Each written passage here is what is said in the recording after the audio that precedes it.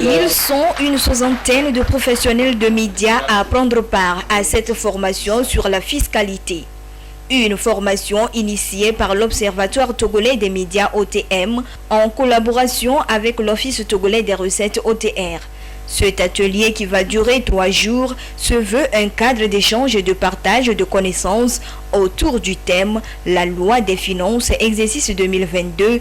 La taxe d'habitation et l'immatriculation foncière. C'est de permettre aux journalistes d'être outillés sur cette thématique-là, notamment la loi des finances, la taxe d'habitation et l'immatriculation foncière. Et à l'avenir, disposer d'une base de données sur laquelle on peut qui peut être apte à faire des articles ou à faire des productions médiatiques lorsqu'il s'agira d'aborder ces questions qui sont, à notre avis, un peu techniques. L'Office togolais des recettes est dans sa mission de sensibilisation du contribuable sur le civisme fiscal.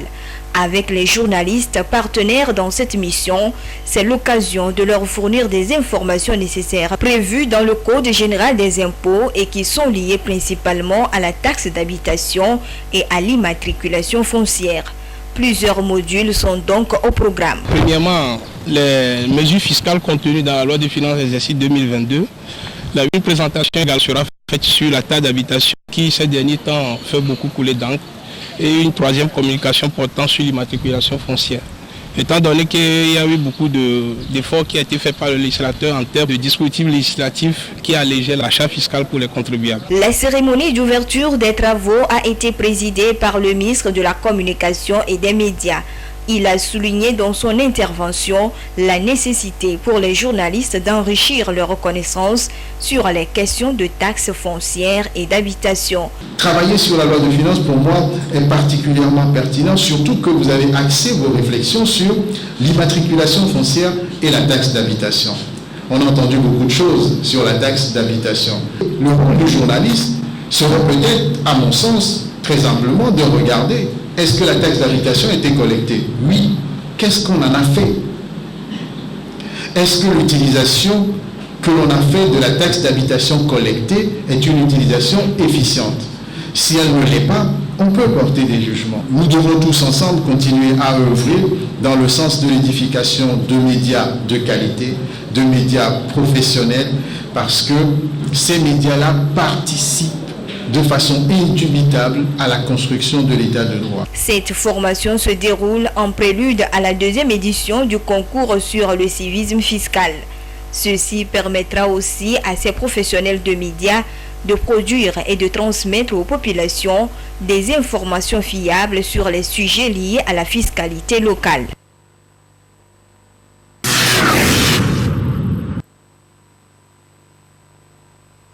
Recrutement des apprenants pour le compte de la rentrée 2022-2023 dans les différents instituts de formation en alternance pour le développement IFAD.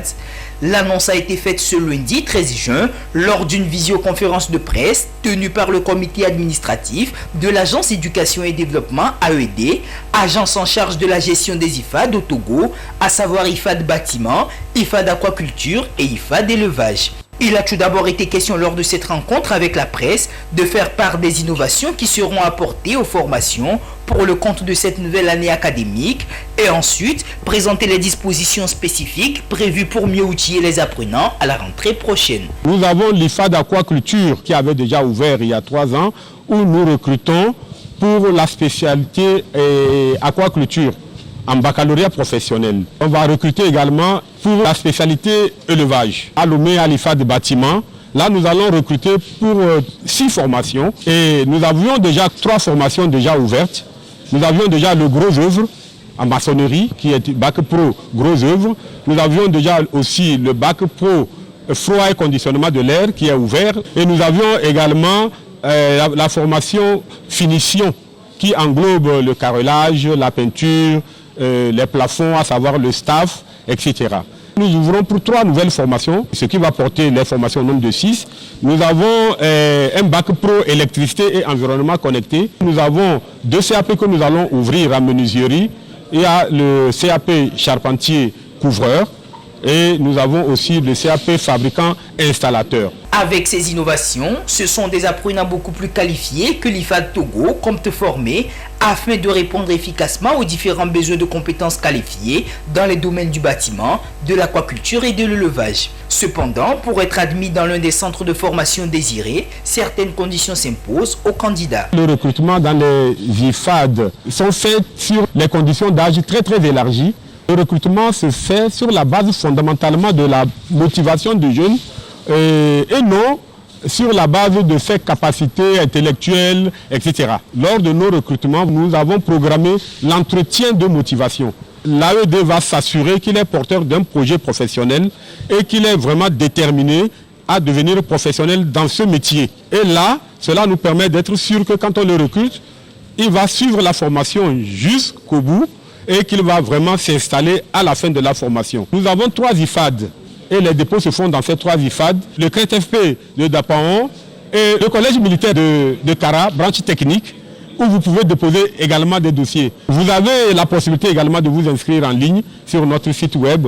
À ce jour, ce sont au total 3 centres IFAD qui ont été ouverts, à savoir l'IFAD bâtiment à Lomé, l'IFAD aquaculture à El-Avagnon et l'IFAD élevage à Barkwasi. La création de ces instituts, notons-le, s'inscrit dans la vision des plus hautes autorités du pays de former des jeunes aux métiers des secteurs socio-économiques prioritaires devant contribuer au développement intégral du Togo. Ouvertes depuis le 8 juin, les inscriptions de cette année prennent fin le 8 juillet.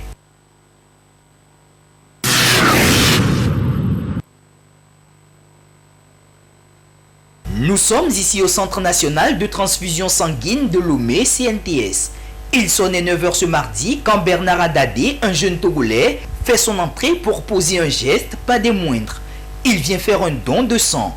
Une opération qui pour Bernard se veut au-delà d'un simple geste, une obligation, voire un devoir citoyen pour sauver des vies. Ceci pour pallier au manque de poches de sang très souvent constaté dans les structures hospitalières du pays, ce qui malheureusement coûte quelquefois la vie à des personnes. Je suis un donneur, je suis dans ma 5e année. C'est une obligation pour pouvoir faire sauver une vie. Chaque fois quand je fais le don, je reçois aussi des analyses. Et ces analyses me permettraient que voilà, je suis en bonne santé, voilà, je ne suis pas atteint de telle et telle maladie. Donc c'est ça qui me motive vraiment à venir faire un don. Tout comme Bernard, elles étaient également nombreuses ces personnes venues faire don de leur sang. Pour la plupart, la décision de venir donner du sang vient d'une situation vécue ou vécue par un proche. À peine un mois, j'ai une amie qui a souffert vraiment du don de sang. Malheureusement, je ne suis pas dans les périodes normales pour pouvoir venir faire ce don, pour pouvoir participer à sa survie. Toutefois, il a quand même trouvé une personne qui est venue l'aider et voilà, elle est actuellement en vie quand même. Une de mes soeurs qui me suit directement, qui a eu un accident et on a vraiment besoin du sang pour pouvoir la faire sauver. Et c'est en ce moment, avec la carte que j'ai eue au niveau du Centre national de transfusion sanguine, ils ont reçu le sang à travers le don que je suis en train de faire. Cette opération particulière à laquelle ces jeunes participent s'inscrit dans le cadre de la journée mondiale du don du sang commémorée chaque 14 juin. Une journée dont l'un des objectifs premiers est celui de souligner la contribution essentielle des donneurs de sang volontaires. Conscients de cela et du rôle qu'ils ont à jouer dans ce sens, ces donneurs exhortent d'autres personnes jusqu'ici hésitantes à opter pour le geste vital en donnant du sang afin de sauver des vies. Ça nous diminue le lien en toi. Au contraire, ça augmente beaucoup de choses que toi-même tu ne peux pas remarquer. Et aussi, toutes ces personnes qui se disent « Ah, peut-être moi je ne peux pas le faire tel ou tel », de faire comme moi, de venir, c'est au docteur de juger si vous voulez ou pas. Je dis à tout le monde de donner le sang, parce que le sang, les gens qui en ont besoin, les gens meurent comme ça à l'hôpital, c'est pas bon. Mon sang n'a jamais fini, je n'ai jamais manqué de sang jusqu'à aujourd'hui. Donc je les invite aussi à pouvoir le faire sans souci. Je suis donneur, ça fait longtemps, mais je ne cesse toujours de le faire. Et j'invite tout le monde aussi à pouvoir le faire comme moi. Les autres, mes camarades qui refusent de donner le sang, je leur dis que le don de sang, c'est un bien. Et je les exhorte de venir faire le don de sang. J'aimerais dire à mes frères, à mes soeurs togolais, de ne pas avoir peur de venir donner du sang. Parce que donner du sang, c'est sauver une vie. Aujourd'hui, peut-être ce n'est pas toi. Aujourd'hui, peut-être ce n'est pas un membre de ta famille. Mais demain, ça peut l'être. Donc, n'hésitons pas à venir donner de notre sang pour pouvoir sauver une vie. Pour ceux qui veulent toujours donner du sang, je les encourage, je les sensibilise de continuer. On n'écoute pas les ondits, mais on n'a qu'à continuer à donner. Cette journée, notons-le, se veut également l'occasion d'appeler à une action concertée entre les gouvernements et les autorités sanitaires nationales à fournir des ressources adéquates pour accroître la collecte de sang auprès des donneurs et la transfusion des personnes qui sont dans le besoin. Même si avec la pandémie de la Covid-19 ces dernières années, le nombre de donateurs a radicalement baissé, le Togo, tout comme certains pays du monde, ne cesse de mettre en place des stratégies afin d'inciter à plus de dons.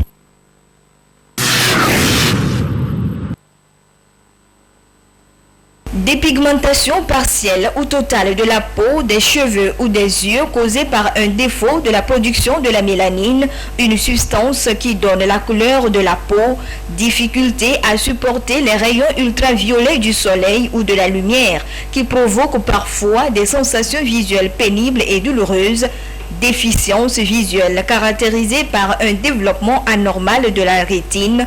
Ce sont là quelques difficultés rencontrées par les personnes atteintes de l'albinisme. Au-delà de cette situation, les albinos sont victimes de discrimination, de violence et sont souvent rejetés par la société. Ils éprouvent également des difficultés à s'insérer sur le plan socio-professionnel.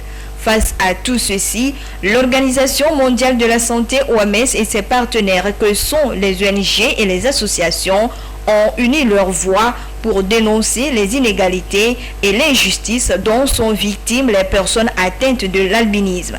Et c'est dans le but de conscientiser et d'attirer l'attention du public sur l'albinisme que l'OMS a décidé d'instituer depuis le 13 juin 2015 la Journée internationale de sensibilisation à l'albinisme. Cette journée vise à amener différents acteurs à lutter contre les discriminations, les violences, l'injustice faite aux albinos et promouvoir leurs droits.